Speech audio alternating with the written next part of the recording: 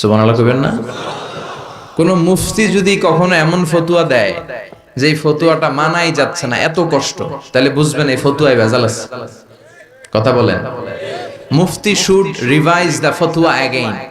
মুফতির আবার একটু পড়াশোনা করতে হবে, নতুন করে রিভাইজ দিয়ে ওনার ফতুয়াটা দেয়া দরকার। কারণ ইসলামের এমন কোনো বিধান নাই যেটা মানতে কষ্ট হয়, কারণ ইসলাম মানা সহজ। চিৎকার করে বলেন ঠিক কিনা? Simplicity is the beauty of Islam. সহজীকরণ এটা ইসলামের একটা সৌন্দর্য। অনেকে এত কঠিন করে, এইটা করা যাবে না, ওইটা করা যাবে না, এমনে তাকানো যাবে না, অমনে খাওয়া যাবে না, তা আমি করবো কি? কিচ্ছু করা যাবে না তো কর্ম কি? ওইটা বল। সহজ।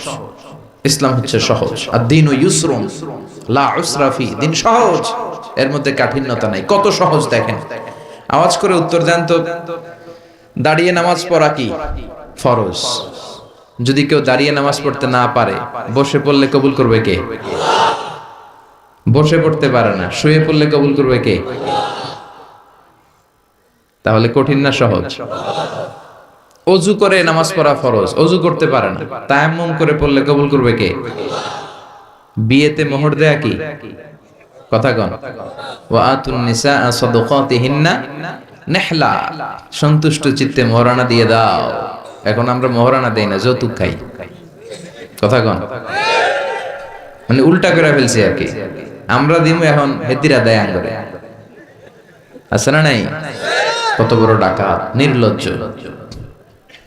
মেয়েটাকে তোমার হাতে দিল মানে বাবা তার কলিজাটা ছিঁড়ে তোমার হাতে দিল। আর কি চাও? কলিজাই তো নিয়ে গেছো তুমি মিয়া। এই ডাকাতি বন্ধ করেন, এই ডাকাতদেরকে বয়কট করেন, এই সামাজিক অসঙ্গতির বিরুদ্ধে আন্দোলনে দাঁড়ান। যৌতুক হারাম, আর মোহরকে ফরজ করলো কে? টাকা দিয়ে মোহর দিতে হবে, সম্পদ দিয়ে মোহর দিতে হবে। এখন মোহর যদি দিতে না পারেন, বিশ্বনবীর কাছে এক সাহাবী এসে বলে, ইয়া রাসূলুল্লাহ, বিয়ে করব, মোহর আছে? কয় না। কি আছে? কয় কিচ্ছু নাই। কিচ্ছু নাই মানে? কয় এই তল্লাটা আমার চেয়ে গরিব কেউ নাই। কয় তাহলে বিয়ে করবা কেমনে? সাহাবী বলে, বয়স তো বসে থাকে না। বিশ্বনবী বলেন, হ্যাঁ তা তো কথা ঠিক। তো কি করা যায়? তুমি কোরআন পারো? পারি। আর এক মহিলা সাহাবীকে বলল, আমার কাছে ভালো পাত্র আছে, বিয়ে করবে? করবে। তুমি কোরআন পারো? কয় না, পারি না। দুজনকে বিয়ে পড়াই দিলেন। আর মেয়েকে বললেন, মা, তোমার স্বামীর সম্পদ দিয়ে মোহরানা দেওয়ার ক্ষমতা নাই, তুমি কোরআন পারো না, তোমার হাজবেন্ড মাশাআল্লাহ কোরআন পারে, সে তোমাকে প্রতিদিন কোরআন শিখাইয়া দিবে, এটাই তোমার বিয়ের মোহর। কঠিন না সহজ? ইউরিদুল্লাহু বিকুমুল ইউসরা ওয়ালা ইউরিদু বিকুমুল উসরা।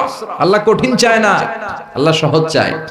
এজন্য যারা ইসলাম বুঝাতে যে কঠিন কঠিন বিষয় আপনাদের উপর চাপায়, বুঝবেন এটা মদিনার ইসলাম নয়, বুঝবেন এটা আল্লাহর পাঠানো ইসলাম নয়। মুআজ ইবনে জাবালকে বিশ্বনবী এক জায়গার ইমাম বানালেন। উনি ওইখানে ইমামতির সুযোগ পেয়ে মাগরিব আর এশার সালাতে লম্বা লম্বা কেরাত পড়ে, বুখারীর বর্ণনা। আর ওই এলাকার মুসল্লিরা হচ্ছে কৃষক মুসল্লি, খেজুর বাগানে কাজ করে। তো এরা খেজুর বাগানে কাজ করে হাত পাও ধুয়ে মাগরিবের নামাজে যখন আসছে, আয়েশা দেখে সূরা বাকারা দিয়া ধরছে। কোন সূরা দিয়ে? কোরআনের সবচেয়ে ছোট সূরা, তাই না? তো কতক্ষণ দাঁড়ায় থাকবে এরা? এরা তো দাঁড়ায় থাকতে পারে না। নামাজ টামাজ থুইয়া দিছে দৌড়। নিজেরা নামাজ পড়ে বিশ্বনবীর কাছে বিচার, ইয়া রাসূলুল্লাহ, এমন ইমাম পাঠাইছেন, দেখেন আমরা হইতেছি কৃষক সাহাবী, খেজুর বাগানে কাজ করি, আর ইমাম সাহেব ধরছে মাগরিবে সূরা বাকারা, এশার সালাতে সূরা আলে ইমরান। বিশ্বনবী রেগে গেলেন, মুআজ ইবনে জাবালকে ডেকে পাঠালেন। বিশ্বনবী রেগে ওনাকে বললেন, আফাত্তানুন আনতা ইয়া মুআজ। মুআজ, তোমার কি ফিতনা বাজানোর জন্য এলাকায় ইমাম বানাইছিলাম? তুমি কি ফিতনা তৈরি করছো? খবরদার, ইয়াসসিরু ওয়ালা তুআসসিরু। সহজ করে ইসলামকে প্রকাশ করবা, কঠিন করো না। বাশশিরু ওয়ালা তুনাফিরু। মানুষকে দিনের দিকে ডাইকো, দিন থেকে ভাগায়ও না। আমরা মানুষকে দিন থেকে ভাগাই। আমরা এমন এমন ভাবে দিনকে প্রকাশ করি আর প্রচার করি, মানুষ দিনের কথা শুনলে দেয় দৌড়, ওই সাহাবাদের মতো। জোরে বলেন ঠিক কিনা? তাহলে ইসলাম মানে কঠিন না সহজ? বিশ্বনবী সাহাবাদেরকে নিয়ে মসজিদে নববীতে কথা বলছেন।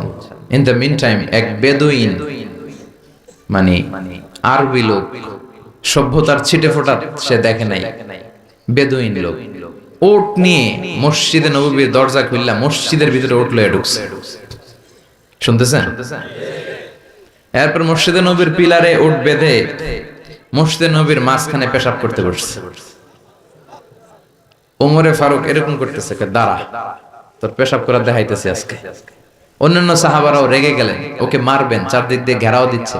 বিশ্বনবী সবাই ডেকে আনলে, এই এদিকে আসো, ওর কাম সারতে দাও, আগে ওর কাজ সারতে দাও।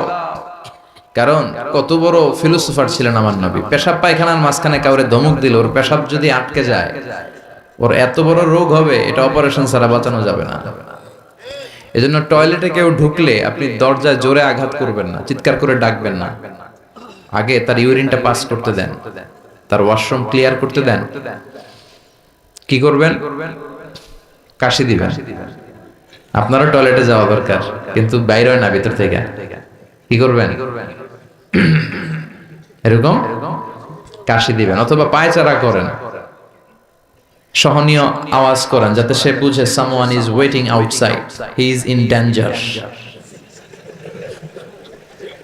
he is in danger, যে কোনো সময় কাম সারা দিতে পারে।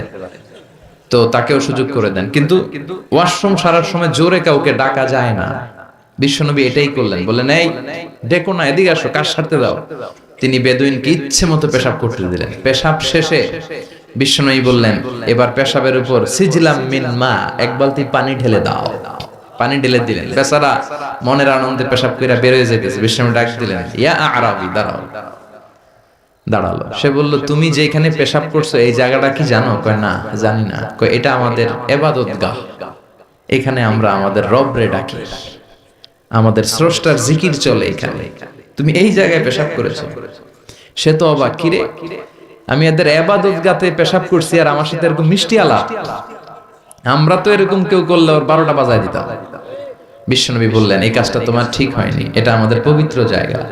বিশ্বনবীর এই সুন্দর আচরণ দেখে সে বলে, আপনি কে?